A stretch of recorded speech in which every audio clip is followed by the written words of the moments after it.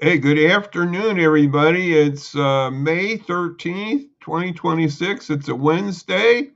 It's 59 degrees outside, and that's pretty good for our Illinois weather, I guess. But I mean, it's pretty good. And today we're going to have a special talk on the Immigrant Connection with Zach Zamora and of Immigrant Connection out of Indiana. So Zach's going to visit with us, so I'm going to get Zach here. I'm going to bring him up, and I'm going to take down that handsome picture there. That was taken a few weeks ago in Glen Ellen at a Minister Justice called Restore Convention or conference. And Zach was at that, and I appreciate Zach for being with us here. And it's good that you're with us there. Hey, that was fancy thing. I found it. I put my little app here, and that now we got Zach's name up there again. Well, good to have you with us, Zach. And you're in Indiana, and we're here in Illinois. So this is we're getting more high tech. I usually am Illinois guest, but we've expanded to Indiana. You're going to take over the world, John. Yeah, One yeah. state at a time. Ohio next. Hey, and you got something with me. We like caps, yes, or hats. So we got a good connection right there, and I know we serve a risen Savior too. So that's the beautiful thing too. That Zach's work is with the church and on immigration, and I really appreciate that. And that's how I heard about him through Minister Justice, which is a good program which we have at my church in Aurora and other churches. And Zach, why don't you give us a little rundown on what Immigrant Connection is and how you got that vision and how the Lord called you? Why don't you just give us a little background here? Yeah, so I'm an ordained Wesleyan pastor. So I had been a missionary overseas in Papua New Guinea and in Mozambique. And when we came back to the States, they sent me to a church to close it. That's a whole other podcast you can do, Oh, at geez. another time. But I was sent to this a little community in Indiana called Logansport, and if you're listening and you like bacon, that's Logansport. We have three large pork processing plants, and so if you know anything about meat processing, it means that you have a large immigrant population because the immigrant workforce is heavily involved in that kind of sector, and so because of that, my little town of less than 20,000, like about 18,000 people, about half of the population is either an immigrant or the child of an immigrant. So lots and lots of people from around the world live here. And as a pastor, as I met immigrants and hung out with them and kind of learned more about my immigrant neighbors, so many asked me for help with like papers and documents and legal services. And I assumed, John, like probably you do, like when it comes to the church, like a lot of what we do is give directions. Like if someone needs help with food, you don't start a food pantry. If you know where the good food pantry in town is, you say, here's where you go to get Right. food. Well, I assume with the amount of immigrants we had that someone must be helping with legal services, but there just weren't. The reality is about 30,000 immigration applications are filed every single day, 30,000, and only one in five of them has a legal representative. Four out of five immigrants kind of navigate the maze with moving walls, either by themselves or with someone who isn't authorized to help, doesn't really know what they're doing. So that's a problem. And I love problems. I'm an idea guy. So my wife says, like I have 100 bad ideas a day. I've never met a bad idea. If I haven't, Oh, okay. I gotta join you then. yeah. So, anyways, I found out, about 13 years ago now, there was a program that existed all the way since 1958. It's in the Department of Justice regulations, and it allows non-attorneys, so people that didn't go to law school, didn't pass the bar, just non-attorneys, if they get specific training in immigration law and practice and they get experience, if they're a part of a nonprofit for supervision and accountability, like you can't just do it on your own out of your house, you got to be tied to a nonprofit. But the Department of Justice federally will kind of license you to practice immigration law. So when I heard about that, I'm a pastor, which means I have a church, and a church is a nonprofit. And I mean, I heard it like a lot of probably your listeners think like, I think we have this idea that like, oh, well, they're not going to allow a church to do something like that. And I have a bit of an axiom that I learned from a friend of mine that says, make people say no. We shouldn't assume no, like make them actually say no. So I applied as the church, and the government approved me because the church is a nonprofit. And so everyone assumed they would say no, but they said yes. And once I learned that you could get a church approved to do this work, it was like, wait a second. As people who are following Jesus, God calls us again and again and again throughout Scripture to love immigrants. And one Right. of the best ways we can love immigrants right now in the United States is this really big need of helping immigrants navigate this maze of moving walls that many are navigating alone. So I was like, this is a call of God that we should be obedient to. And if I can just get people to like understand that and then understand the need, we can get a bunch of churches to open legal offices in their churches across the country. And that's what Immigrant Connection does. I We had a little talk before here. How long did it take you to get that representative badge or whatever you want to call it, the Yeah. I license? mean, it's changed a lot. Back when I did it, it was relatively quick. I remember I heard about this in May of 2013, and I had my site approved by the government in February of 2014.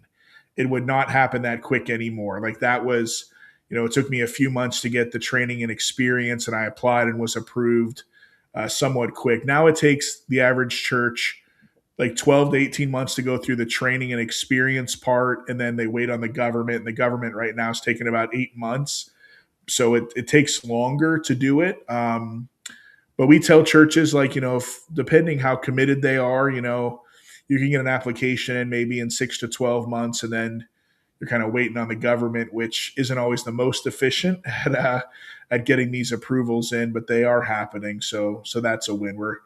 Personally, I'm just grateful for the program that like we are able to meet this critical need as non-attorneys if we get the right training and experience. To me, that has the fingerprints of Jesus all over it. Like, so I'm grateful for it. Now, what year did you start Immigrant Connection? Was that in 14 or 15, 20? So it was 14 was when the first site opened. The idea kind of started in 2013, but 2014 is when we say we actually started, because that's when we officially started doing the work we do. And ju- I know we had a little pre-talk here, but do you have to have a lawyer with you, or I was Yeah. wondering when you started, did you have a lawyer with you? No, no. So the program allows you as a non-attorney, if you get the right training and experience and the approval, you kind of are, it's called accredited, or you're Right. kind of licensed. But part of that process is the only way you can get approved by the government is if you have a relationship to attorneys who can answer questions that are kind of Okay. outside of your scope. And so that's what Immigrant Connection, like we provide lots of things to the churches we partner with, but one of them is that we have attorneys on our staff that then Okay.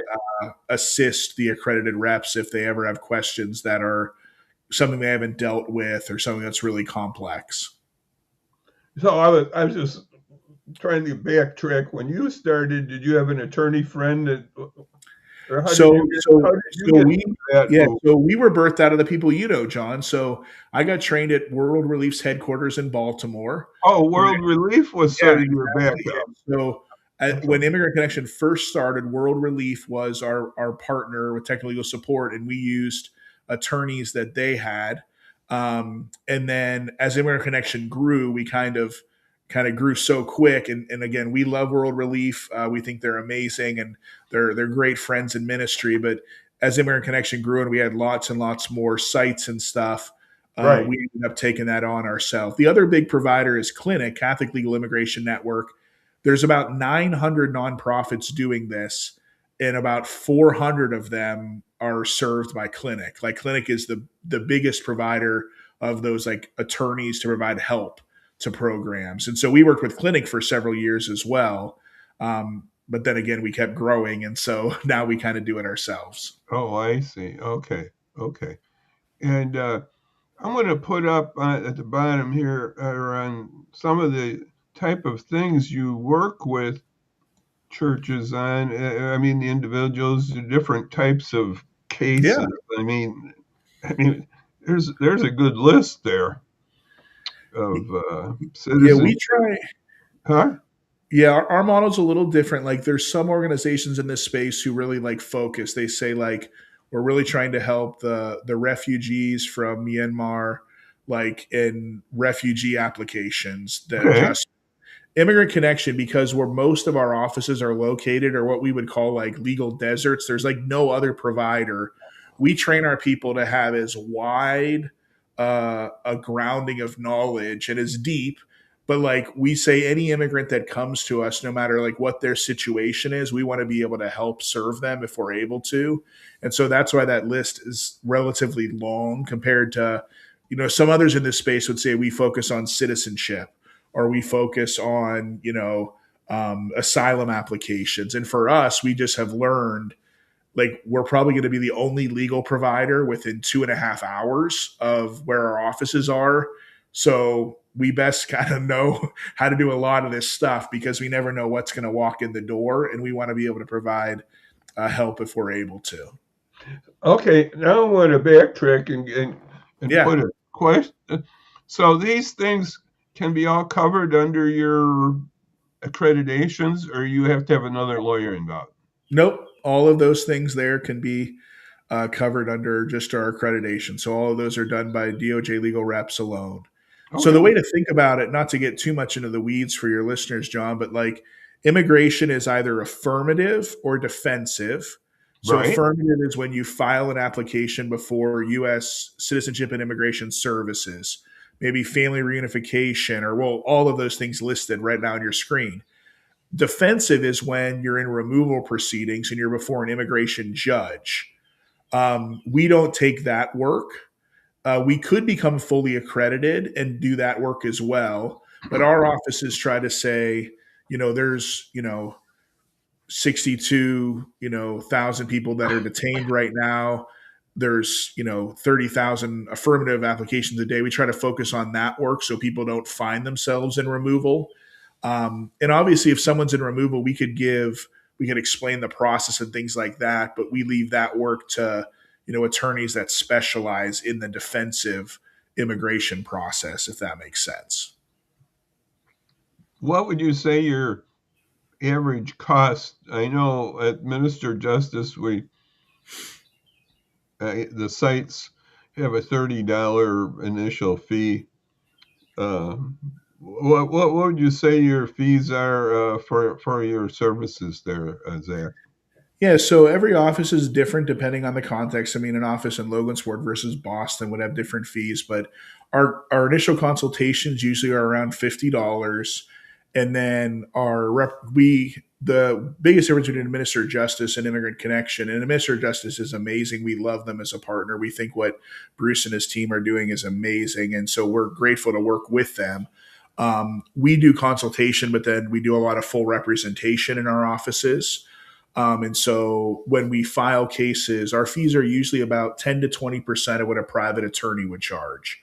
So that means like, work authorization might be $100 or $200, or citizenship might be $200 or $300. So when you go to a private attorney, you're usually 5,000 to 10,000. Our fees are in the hundreds.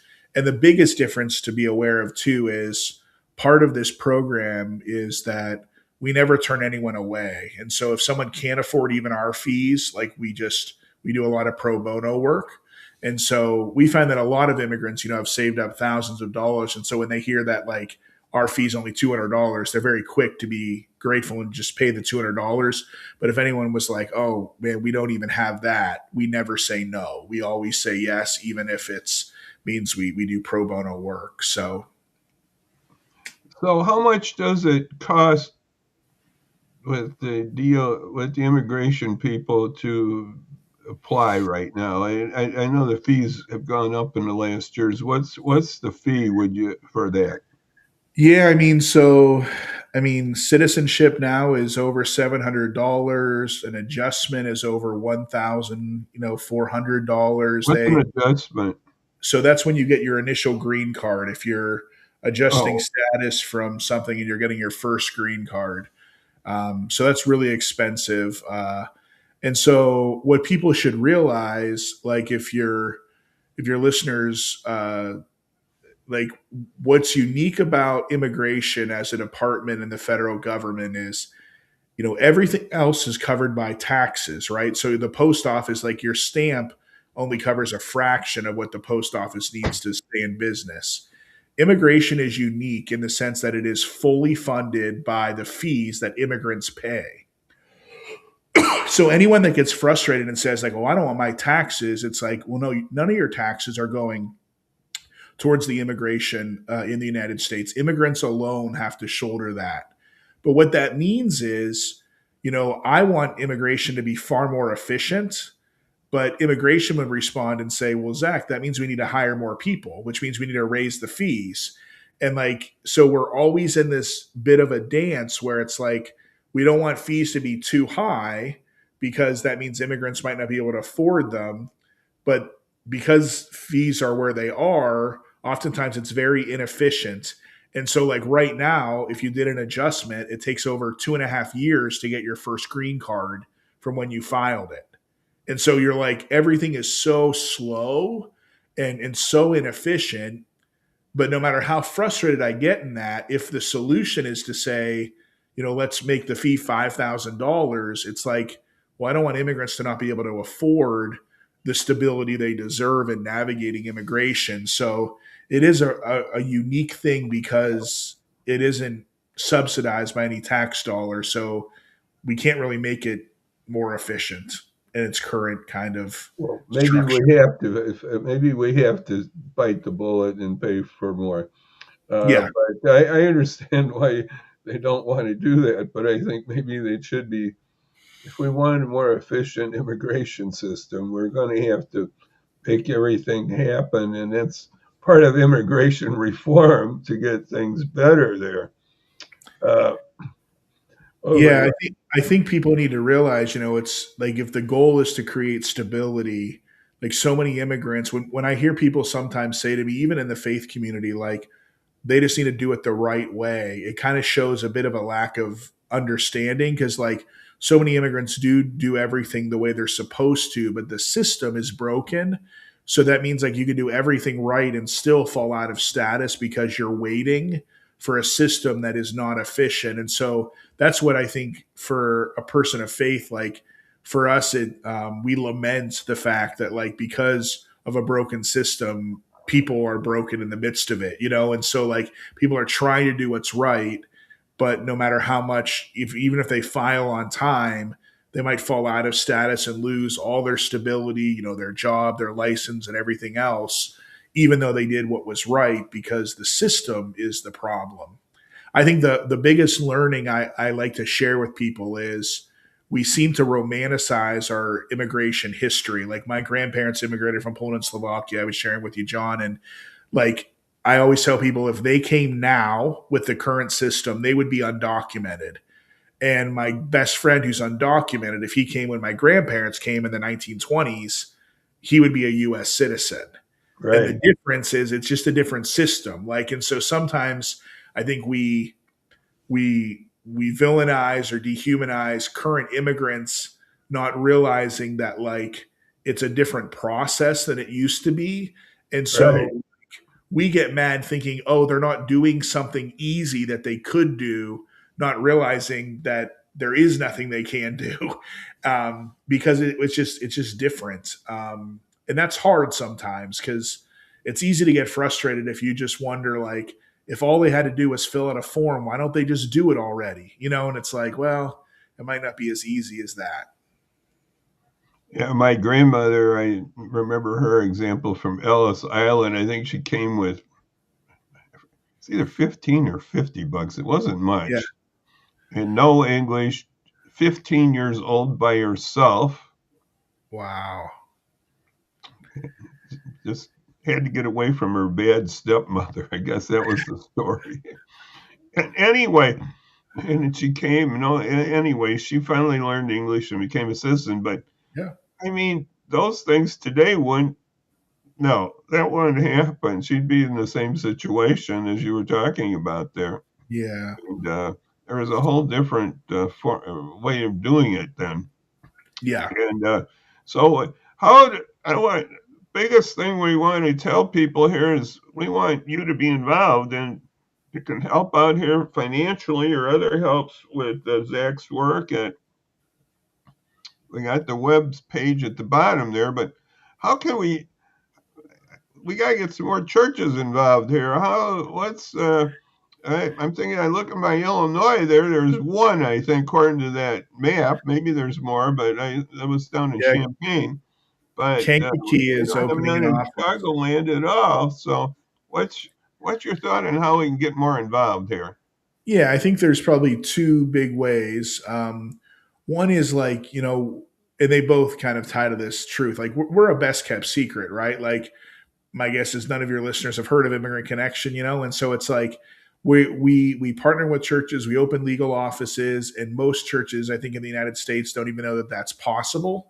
And so I think the win is now whoever's listening to this, you now know this is possible. So whether it's maybe your church would be a good fit, or maybe you have a friend or another church in the area, feel free to go to the website, kind of look into us, look what we do, and see if there's just ways we can work together. And then even if you're an individual on the call and you have like an immigrant friend or an immigrant neighbor, and they say like, I just am so confused, everything's changing. If you go to icwelcome.org, but there's at the top, like you'll see, like if you need help, we can connect you to one of our offices. We serve immigrants in all 50 states. We have a virtual program where we can meet immigrants wherever they are. They don't have to like come to one of our offices. So even if you're like the closest Immigrant Connection office is like 3 hours away from me, that shouldn't stop you. Like if you have an immigrant friend or neighbor who needs access, you can find out. You just type in your zip code and it'll share what office serves your area. And so yeah, if you think this is a good idea, you never heard about it, this is like, my goodness, this would be a great way to get involved. We love working with churches. What prevents churches from getting involved is they don't know. But now whoever's listening, you now know. And same thing with individuals. Like if an individual is trying to navigate the process alone, the reality is that we can help them. Yeah, we want to get the helps out there in Zach's work and the centers that he has across the country, and we want more of those, and we want more help for our immigrant community. And there's a phone number there, and this is Eastern Time. You can get the phone number there, 317-210-3173, and to get a hold of Zach. And these are interesting times, and our the citizenship. I want to ask one question because I heard that they were denying some citizenship. That people were going to go right to the swearing in, and then the government backs off. How is the government moving ahead on citizenship, or is it slowing it down? What's your I don't It, want to put you too much on the spot with that question, but whatever you want to answer that. no, yeah, no, it's definitely slowing everything down. American Immigration Council just did a whole study, and like things have slowed down by like, I mean, 4 times slower than they were last January. And what one response would be like, we need to do more vetting, we need to do more background checks and things like that. But as someone who does this every day and is like an immigration legal expert, it's like anyone who's gotten to the stage where they're eligible for citizenship has already gone through, multiple background checks and biometrics. Like back when my grandparents were here, like you came, and then 5 years later, if you wanted to be a US citizen, you could be sworn in. So it was like a very like, kind of easy process based on just I want to be. Well, now anyone that's a citizen first has to have a green card for 5 years. So they've already been vetted. They've had a green card with a background check and biometrics. Then they do it again with citizenship. And so by the time they get to the swearing in, I mean, they have gone through lots of things. And you're right, John. Like at this point, there's a lot of people who have been waiting for their swearing in ceremony, and they keep waiting and waiting and waiting. Some have been told you're going to have to go back to an interview again. And so it's just really hard. And like, I think, like, again, if you're a person who's a follower of Jesus, like, trying to be empathetic of like what would that be like for someone who's finally going to get to that point of like the finish line where you have full stability, like you're a naturalized U.S. citizen, and just like be in this limbo of like what's going on. Like, am I gonna? I've done everything I was supposed to do. I've paid the fee. I've taken the interview. I've taken the test and passed. Like, what's next? And it's hard. And I think what we have to be careful about is oftentimes the way to make it seem better is to say things like, this is a security risk and things like that. But as someone who's in this, it's like these are not just random people. Like, they're immigrants who have lived in our Right. country. I know. They've Right. been vetted again and again, and they're they're not harmful or a risk or a Right. threat at all. And it's so great that they choose, just like, everyone has an ancestor that chose at some point to say, I'm from somewhere else. I was born somewhere else, but I want to make this place my home. Right. And I just think that's so, like, again, in my small community of Logansport, I think my community is amazing because 50% of my town weren't born and raised here. They chose to say, no matter where we're from, we're going to make this place our home. And it makes it so, I mean, you're living in the Chicagoland area. Like, that's the history of Chicago's, people from all over have said, like, this is going to be my home now. And it makes Chicago such a beautiful place Right. because there's all these cultures that are coming together. And that's a good thing. And I I think it think makes it it is. stronger Amen. and a lot more like heaven's going to be. So we just get a taste of it here on earth because I we know. know. I keep telling that to some people who use that's right. Heaven is going to be multicultural. We're Yep. going to have so many and oh now I'll get back to my music. The music styles will be so much we won't understand. There'll be so many different music styles. That's But true. thank you, Zach, for being with me. This and here's that number and icwelcome.org. So we can touch base there. So my next show, anyway, we'll talk more about the baby falcon naming thing. It's in Aurora. It's something different, Zach. Baby naming baby falcons. We'll talk more about that on Friday, and we'll probably talk a little more about the weekend gas prices again. But we got to keep this in mind, our immigrant community. And I just thank Zach for being with us today, and he's been a blessing. And I'm glad we had this brother on. And let me, I want to give him a our official bye bye here. So bye bye, Zach, and we'll see everybody then. Hopefully on Friday, and thank you for stopping by for a few minutes with me, everybody. So thank you, Zach. God Thank bless. you. Thank you for this time together. And remember, Immigrant Connection. Thank Thank you. you, Bye John. bye. God bless. Bye bye, everybody.